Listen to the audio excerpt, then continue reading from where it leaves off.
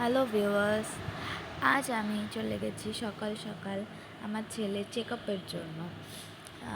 Because ছ মাস হয়ে গেছে, তো 6 মাস পর বাচ্চাদের কী কী খাওয়াতে হয় না হয় তা জানার জন্যই যাওয়া।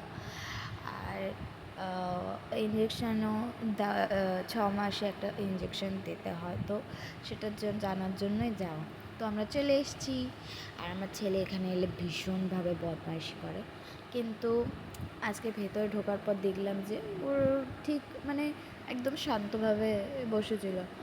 আর ওখানে গেলে খুব বদমাইশি করে। একটা মেয়ে ছিল ওইদিকে, তো বাচ্চা মেয়ে, ওকে দেখে ও হাসছিল, বাট বাচ্চাটা কোনো রেসপন্সই করছিল না, জানি না কেন। যাই হোক, তো তারপর আমার মায়ের কোল থেকেও আমার কাছে চলে এলো, আমার কাছে আসবে বলে। তো বদমাইশি করছিল, আসবে আসবে, তো আমি নিয়েছি।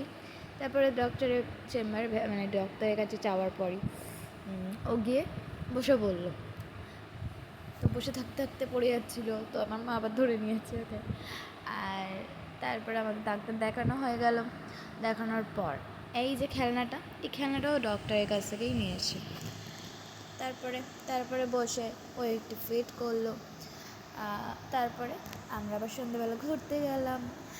আজকে আমার জানি না, আমার বর হঠাৎ করে বললো চলো আজকে ঘুরে আসি। তো ঘুরে এলাম। ঘুরতে গিয়ে আমার ছেলে গাড়ি ঘোড়াই দেখছিল, ওরা কোনো দিকে চোখ যাচ্ছিল না। তো thank you so much video দেখার জন্য। বাই।